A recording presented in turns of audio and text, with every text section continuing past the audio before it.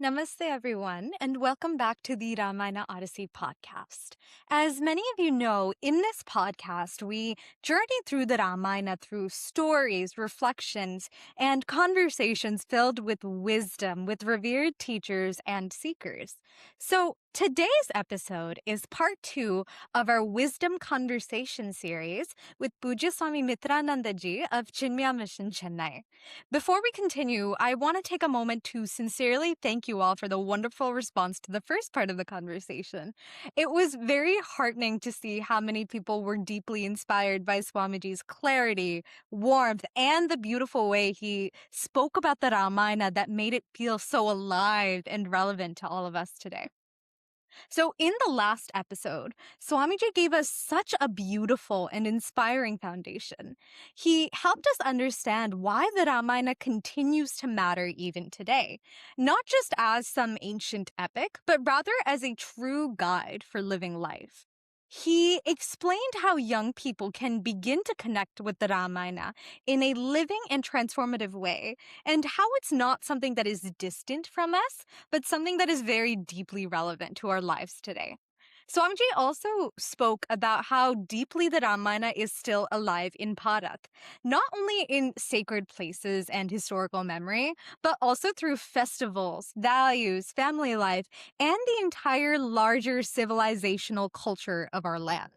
He beautifully explained the significance of Ayodhya and the Ram Setu, and he helped us see how these are not just historical or geographical references, but rather they carry such deep spiritual and civilizational meaning. So, with that beautiful foundation laid by Swamiji in part one, I warmly invite you now to continue with us into part two of this very special conversation. Let's take a listen. Swamiji, just to move on from Valmiki Ramana, Kamba Ramayanam has such a deep impact, especially in the South. So, would you be able to help us understand the special contribution of Kamba Ramayanam in carrying Ram Bhakti, Ramayana values, and also its influence on Tamil literature and culture? Yeah, if you see, Valmiki's Ramayana is authentic, the original. Mhm. So Valmiki is the original author. Kamban wrote Ramayana 1000 years ago. Okay. Valmiki was 6 or 7,000 years ago. Mhm. So that's the difference.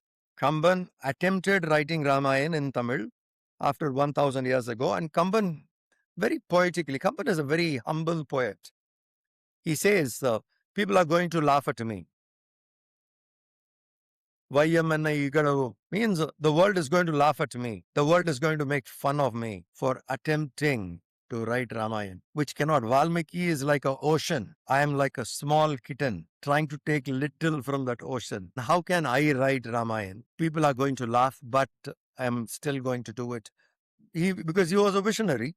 He knew that in the native language, if you bring it, more people will appreciate. But his expression was this, that the world is going to laugh at me. People are going to make fun of me. Because how can I write Valmiki's Ramayana? Valmiki is like an ocean. I'm like a small kitten, drinking a little bit of that ocean. And yet I write. So this is his humility with which he wrote. Ramayana from Kamban is more poetic. Kamban's imagination is much deeper than Valmiki. Like, for example, when Hanuman burns Lanka, Kamban's way of saying that is the swan in Brahmaloka got little dark. So Brahmaji was asking, what happened to my swan? Why does it have a black tint? And then they say, Hanuman has burnt Lanka, those fumes have reached here. Now imagine Kamban's level of imagination, poetic exaggeration, that the flames of Lanka goes all the way to Brahmaloka. Now, this is the style of Kamba, of writing. So he would beautifully go into exaggeration and bring out things very deeply. And in Kamba Ramayana, if you see, Kamban is the only one who expresses that Ravana abducted Sita with her hut. He did not pull her by his hand, take her to the chariot. He abducted Sita with her hut, the hut in which she was in Panchavati. With that hut, Ravan picks up. Because Kamban does not want Ravan even to touch Sita. So he takes her with the hut and places the hut in the Pushpaka Viman and then flies. Because, and there is a story, if Ravana touches a woman against her will, his head would blast. There's a curse. So Kamban doesn't want to miss any of those. There are descriptions where Sita was dragged by a hair, pulled her into the chariot and all that. Here Kamban says, Ravan cannot touch my Sita. And he picks her up with the hut only and takes her to Lanka. So Kamban has his own way of saying. And Kamban points out very beautifully, when Vibhishana has to be crowned, Rama will not crown, Lakshman will crown. Because Rama is a prince in exile. So Vibhishana's crown, Rama is a prince in exile. Lakshman came on his own. Lakshman is not exiled. He can go back. There is no law for him to stay 14 years. He can go back. So Lakshman comes on his own. So Kamban will not miss these kind of things. So Vibhishana was crowned by Lakshman, who was still a prince. Rama was in exile. A banished man should not crown somebody as a king. So Lakshman crowns Vibhishan. These are all, like Kamban's style of writing, which will be slightly deviated from Valmiki. That was a beautiful explanation, Swamiji. And I really think that these small details very much resonate with certain people, more so than the original, which makes it so popular even now, even though Kambanji was like humble enough to not think of it that way. And so, Swamiji, some people view Rama as representing only a certain social section, or even as being very upper class oriented because he was a prince. But when we look at the entirety of the Ramayana, we see Rama's deep love and acceptance towards people like Sabari, Guha, the Vanaras, Vibhishana, and even the little squirrel that helped him build the Setu. So, how should we begin to understand Rama's universality? See, certain versions of, division, non-inclusivity came in between. Rama was very clear when he went to Guhan and asked him, and he said, Guha, you are my brother. With you, we have become 5. Guhane nam Aivarano. In Tamil, he says, Guha, with you, we have become 5. Rama, Lakshmana, Bharat, Shatrugna, Guhan, you are my brother. And he's a tribal man living in the forest. And then when he meets Sugriv, he says, with you, we have become 6. And then when he meets Vibhishan, he says, with you, we have become 7. We are now 7. Look at the level of inclusivity. So whether it is a tribal woman who feeds him after chewing the fruit, or Vibhishan who comes from a Rakshasa clan, or Guhana tribesmen, Ram's life showed inclusivity throughout. Since you asked about Kamban, sometime next month, we will release Kamba Ramayanam, Sound and Light, show which we actually made. Now we have converted into AI. Full Kamba Ramayanam in AI, 2 hours movie, we would release sometime next month. It's part of 75 years of Chenmaya mission now. Oh, wow. That's incredible. Gurudev Swami Chenmayananji started this. He made this into a theatre. He asked us to create a theatre where we go out and perform. So from there it evolved. He asked us to do it in 7 stages. Imagine. In 1980, Gurudev said, do Kamba Ramayanam in Tamil Nadu in 7 stages. So that there is no break. You watch one scene, gets over in stage 1, lights go off, and stage 3, lights will be on and you will see Ramayan. Without a break, a music, like a stopgap, nothing. So that Ramayan slowly evolved, and now we have created into AI. We are planning to release it in theaters. So it will come out and it will be something which Tamil population around the world, diaspora, would benefit. That's absolutely incredible, Swamiji. I'm sure so many people will benefit from watching this without any breaks in between. That's such an incredible project to take up, I feel. So, Swamiji, some modern interpretations of Indian history, including the Aryan invasion theory, have deeply influenced how people look at our scriptures and civilization as a whole.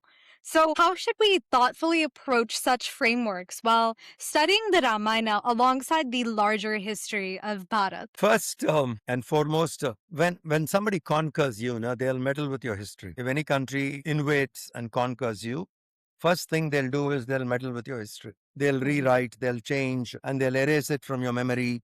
People will do it. When something is done, they'll completely erase it from your memory. The invader adopts this method. all throughout the world. So here in India, we found that they tried to erase, but there were certain things which was lasting forever. So the best way they thought would be like, we are not able to erase this at all completely because it's too deep and therefore divide. So unnecessarily they have divided, saying Aryans came to Central Asia, from Central Asia to India, and they are the Sanskrit and the northern belt, and Dravidians were pushed down to south, the Tamil culture. Okay, both are two ancient languages.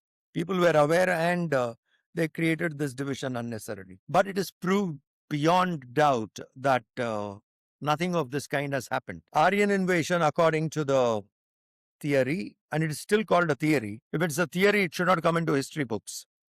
It should be a theory. When you bring a theory into a history book, it sounds factual. That's very clever to put it inside. Aryan invasion theory. It's a theory of assumptions, that way. Now, when they do this and they've brought it into history and made people believe that they came from Central Asia. And when we had certain insights and researches made with the technology, we understood that Aryan invasion itself is a myth, because the theory, according to them, is Aryans came to Central Asia, to Bharat. It has to be after Noah's Ark, because they believe the world is only 4,000 years old. Noah's Ark happened 2,000 years. So it has to be after 2000 BCE, before Jesus Christ. Aryans came and settled. So they chose the date somewhere around 1500 years is when the Aryans settled in this plain, in the Gangetic plains from Central Asia. Now we have enough scientific evidence that this culture existed even before 1500 years. Our Saraswati River, which is now gone, dried up, we have evidences when it dried up. And Saraswati River is mentioned in Ramayana. Saraswati River is mentioned in Mahabharata. And we have scientific evidence of the river disappearance. Before that could come, there was Saraswati civilization. Harappan, prior to that, was Saraswati civilization. So when you date Saraswati civilization, it goes back to 5000 BCE. So Hindu culture, Aryan, Sanskrit, everything was existing that time. So where is the question of someone coming inside? So the theory falls flat, because today there is hundreds of evidences to prove that something like that has never happened, including the DNA. So scientifically, that theory is now gone. Books are changing. In Indian history, Indian